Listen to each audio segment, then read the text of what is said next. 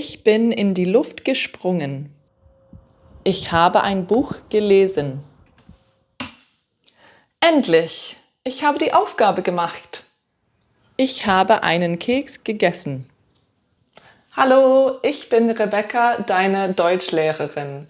Today we are learning how to use the perfect tense. The perfect tense is a past tense used all of the time in German and especially in spoken German. So it's a really important tense to know.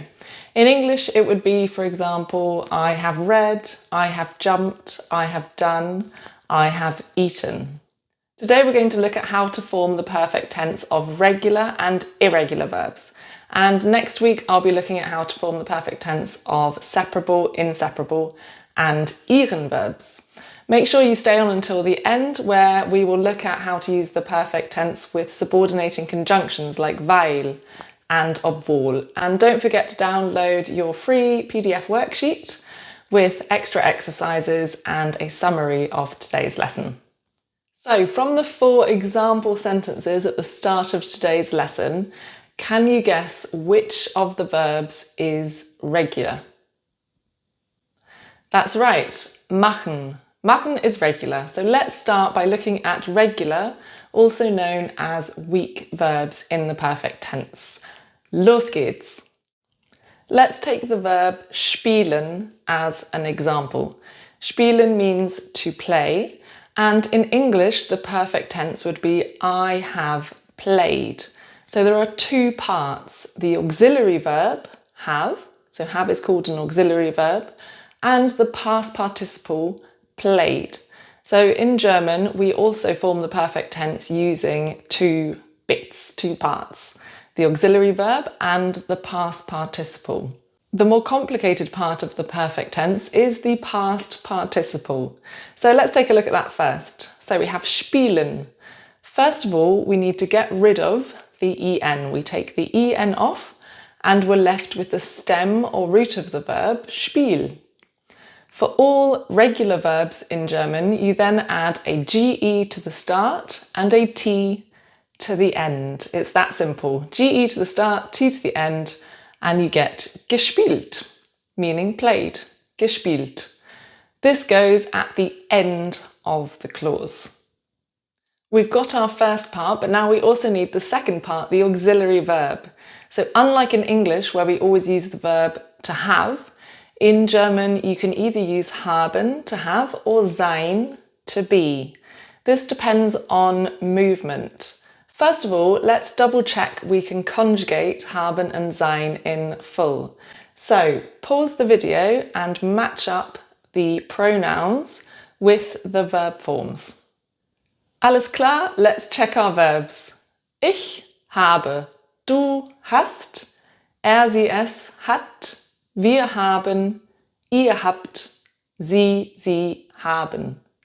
Ich bin, du bist, er, sie, es ist, wir sind, ihr seid, sie sind. Sehr gut. If you don't know those verbs yet, it can be a really useful strategy to chant the verbs and introduce some rhythm so that it sticks better. So you can also tap on your table and have a go at learning the verbs that way. Habe, hast, hat, haben, habt, haben. Bin, bist, ist, sind, seid, sind. Sehr gut.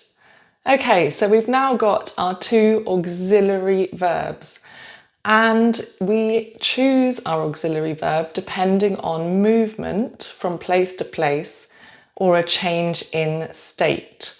So if the verb has the idea of moving from one place to another or changing from one state to another, then you will choose sein as your auxiliary verb. For everything else, haben. There are of course some exceptions and we'll look at a few really common verbs in just a second. But first of all, can you take that information and fill in the auxiliary verb in these sentences? So you need to choose haben or sein. Pause the video and have a go. Nummer 1. Ich habe Tennis gespielt. So I've played tennis or I played tennis. We're moving within the tennis court, but we haven't moved from place to place. So that movement is seen as in one place, which means we choose haben. Nummer 2. Ich bin nach Berlin gefahren. I've gone from one place to Berlin. I'm moving, so sein. Nummer 3. Er hat im Wohnzimmer getanzt. Again, we're not dancing from one place to another, we're just dancing in one space. So haben, er hat im Wohnzimmer getanzt. Nummer 4, Julia hat Musik gehört. Und Nummer 5, wir sind um 8 Uhr aufgewacht. That one is a change of state, so you've gone from the state of sleeping to the state of being awake. So wir sind um 8 Uhr aufgewacht. Alles klar? Sehr gut. Machen wir weiter. So I mentioned there are a couple of exceptions to this movement, no movement rule, and 2 verbs I've decided to pick out here I think are the most common ones that you'll come across, and they are bleiben, meaning to stay. There's obviously no movement in to stay, but it takes sein, and it's irregular. So to say I stayed, for example, I stayed at home, ich bin zu Hause geblieben. We're going to be looking at irregular verbs later on in this video. And passieren is an ieren verb, which I'm going to be looking at in my next video. And it also takes sein. It means to happen. So to say it happened, es ist passiert. So one last question before we go on to practice using regular verbs in the perfect tense and learning how to use irregular verbs. When do you use the perfect tense in German? Well, it's a lot nicer than in English. You can use the perfect tense to express the past pretty much all of the time when speaking. So in English, you cannot, for example, say, I have played football a week ago. You would use the simple past, I played football a week ago. But in German, if you're speaking, to express that, you can say, ich habe vor einer Woche Fußball gespielt. The perfect tense. If you're writing informally, you can also use the perfect tense. The imperfect tense, the simple past, I played, I ran, I did, I ate, is primarily used in German in articles, to tell stories, so in novels, in written German. There are some exceptions in spoken German. If you're saying I was, I had, you would use the simple past. Ich war, ich hatte. And there are a few other verbs that are always used in the imperfect, the simple past, in spoken German as well. And I've made a list of those in the PDF download, so make sure you have a look at that. Okay, let's look at how to use regular verbs in the perfect tense. So remember, there are 4 steps to perfect tense success. Number 1, take your verb, machen, a regular verb, and take off the en. Number 2, add the ge and the t. Number 3, where does the past participle go? At the end of the clause. And number 4, choose the correct auxiliary verb and put it in the second idea in the sentence. So we've got the verb machen, to do or make, and your sentence that you need to now create is I did my homework, or I have done my homework. My homework is meine Hausaufgaben. Have a go at writing the sentence out. Pause the video if you need to. So you should have ended up with Ich habe meine Hausaufgaben gemacht. Okay, machen, we took off the en, step 1. Step 2, we added the ge and the t, so we got gemacht. We remembered that German word order is not the same as English, and we put gemacht at the end of the clause. And then we decided, is there movement? Is there no movement place to place? Well, it's machen, to do, to make, so I don't think so. And so we've chosen haben as the auxiliary verb, and we've put it in the second idea, conjugated with ich, and we get ich habe meine Hausaufgaben gemacht. Nummer 2. Wie sagt man it was fun? In German, you say it made fun. Pause the video and have a go. So you should have ended up with es hat Spaß gemacht. Gut. Our next verb is kaufen, to buy. And you are going to write the sentence, I bought a new car, or I have bought a new car. A new car is ein neues Auto. Pause the video and have a go. So we should have the answer, ich habe ein neues Auto gekauft. Our last regular verb that we're going to have a look at is kochen, to cook.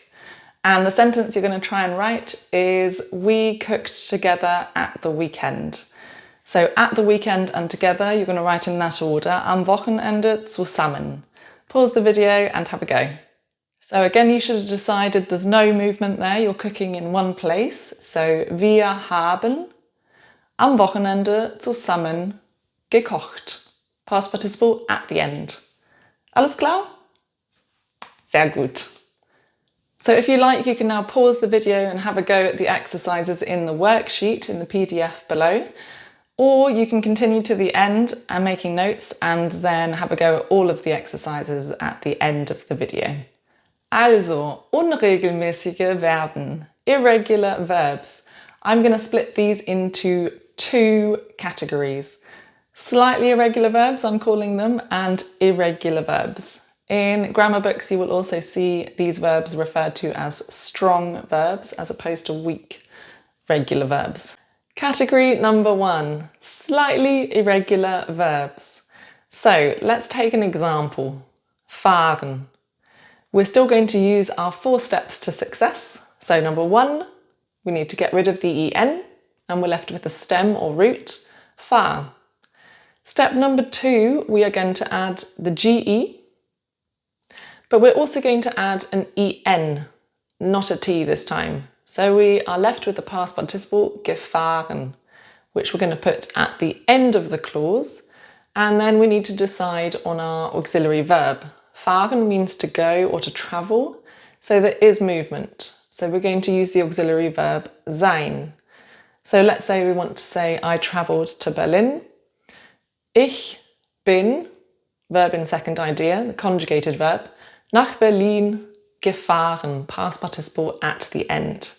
But what is a slightly irregular verb? How do I know if the verb is slightly irregular and forms the past participle in this way? Well, it's a general rule, but if the verb is irregular in the present tense, like fahren, ich fahre, du fährst. There's an umlaut, sie es fährt. Remember, irregular verbs in the present tense are irregular in the du and sie es forms. So fahre, fährst, fährt, fahren, fahrt, fahren.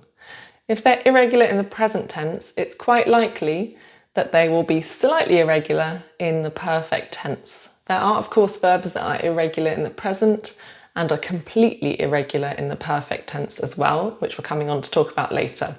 But let's look at the verbs that fall into this category. So they do have to be learnt, but it's a good way to remember how to form the perfect tense and the past participle.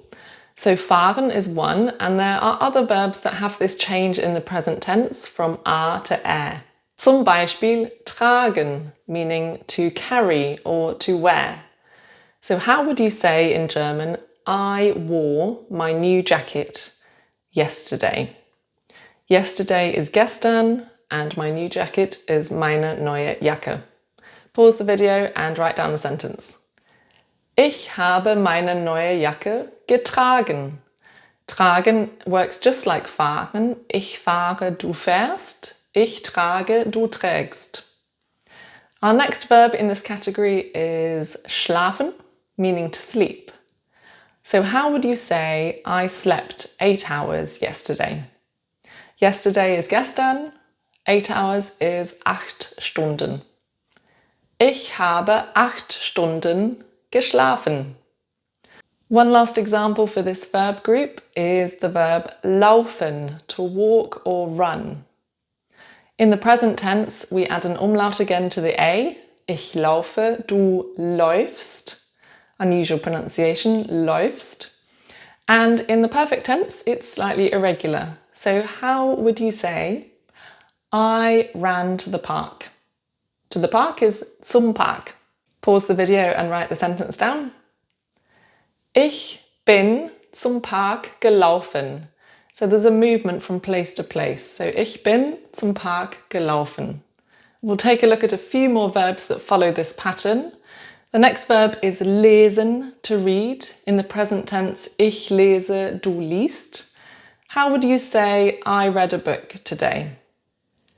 Ich habe heute ein Buch gelesen. Sehen, in the present tense, ich sehe, du siehst. How would you say, I saw my best friend today? Ich habe heute meinen besten Freund oder meine beste Freundin, feminine, gesehen. Essen. Essen means to eat. In the present tense, ich esse, du isst. In the past tense, how would you say, I've eaten sauerkraut? Sauerkraut being boiled cabbage, a German speciality. Ich habe Sauerkraut. Did you write geessen? That would be correct if we followed this rule, but geessen is a bit weird to say, so we've added an extra G in. It should be gegessen, which makes it easier to say, but it follows this pattern. Our next verb, geben, to give. You give something to someone, so this verb takes the dative. So in the present tense, it's ich gebe, du gibst. There's a change in vowel, it's irregular, and it's slightly irregular in the perfect tense. How would you say, I gave my boyfriend the new book? Ich habe meinem Freund das neue Buch gegeben. And my last example here, kommen, to come. This verb is regular in the present tense. It's not irregular, but it follows this pattern. So it's a slight exception to the rule.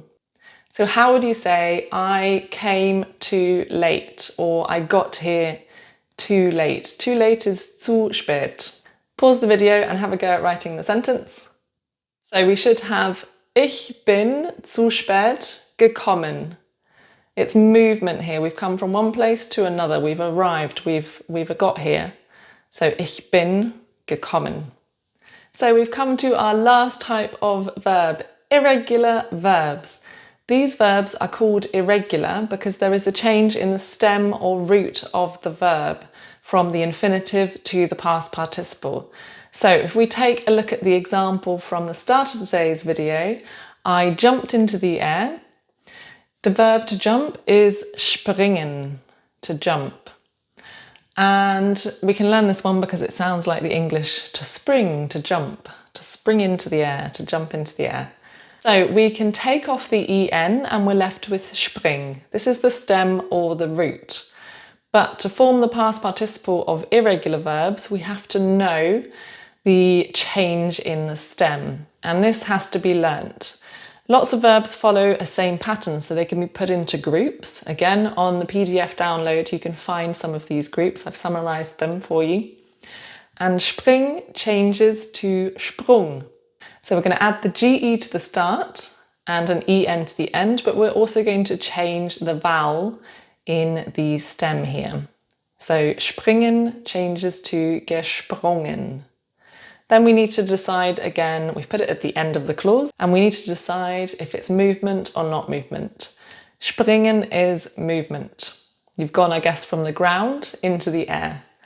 So ich bin in die Luft, into the air, gesprungen. Two other very common verbs that follow this pattern of a vowel change from I, spring, to you, sprung, are the verbs finden and trinken. So pause the video and have a go at writing the two sentences. I found the film boring and I drank a fizzy apple juice, which in German is eine Apfelschorle. Sehr, sehr lecker. Very, very tasty. So hopefully we got, ich habe den Film langweilig gefunden. And ich habe eine Apfelschorle getrunken. If you've got any questions, please just let me know in the comments. Okay, let's look at another category of irregular verbs. We're going to look at the verb treffen, which means to meet or bump into. With treffen, there is a vowel change in the stem from E to O. So what do you think the past participle of treffen will be? In fact, let's write the sentence, I bumped into, I met my teacher. Teacher here is der Lehrer. Pause the video and have a go. So our answer is ich habe, no movement from place to place. Ich habe meinen Lehrer, accusative because it's the direct object, meinen Lehrer, getroffen. So let's have a go at forming the past participle of 3 more verbs in this category with the change from I to O. Number 1, sprechen. Number 2, helfen. Number 3, nehmen. Have a go, pause the video, and then we'll check together. So sprechen, we should have gesprochen. Helfen, geholfen. Nehmen, genommen. There is a change here as well in the spelling, genommen with 2 M's and the H has disappeared. Our next category is a vowel change from IE to O. So for example, the verb fliegen. The IE is going to change to an O. So how would you say I flew to Spain? Ich bin, movement, nach Spanien geflogen. And what would the past participle be of the verb kriechen, to crawl, or schließen, to close? Kriechen, gekrochen, schließen, geschlossen. Let's take a look at one more category. Bleiben, for example. Bleiben has an EI in the middle. And that's going to change to an IE. So the past participle of bleiben is geblieben. So how would you say I stayed at home? Ich bin zu Hause geblieben. And what would the past participle be of schreiben and of treiben? Schreiben, geschrieben, treiben, getrieben. Fantastisch. So there's plenty of exercises for you to practice on the worksheet linked below. So do have a go and let me know how you get on in the comments. So at the start of the video, I mentioned I would have my last little grammar tip right at the end, which is how to use the perfect tense with subordination. So I've got 2 sentences for you, well actually 4 sentences, but 2 pairs, and I want you to link the 2 sentences together in the first pair with the subordinating conjunction weil, and in the second 2 sentences with the subordinating conjunction obwohl. So in the first example, you're going to say, I'm content because I've spoken German today. And in the second example, you're going to say, I am tired although I stayed at home yesterday evening. Also, Beispiel Nummer 1. Ich bin zufrieden, weil ich heute Deutsch gesprochen habe. Und Beispiel Nummer 2. Ich bin müde, obwohl ich gestern Abend zu Hause geblieben bin. So if you use a subordinating conjunction, you have the past participle at the end of the clause already, and you have to send the auxiliary verb from the second idea right to the end. A really common mistake is to send it to in front of the past participle, but it goes right to the end after the past participle if you're using a subordinating conjunction. If you're not sure how to use subordinating conjunctions, I have another video about this on my channel, so make sure you check it out. Und das war's. Ich wünsche dir einen wunderschönen Tag und ich hoffe, du hast heute viel gelernt. Tschüss!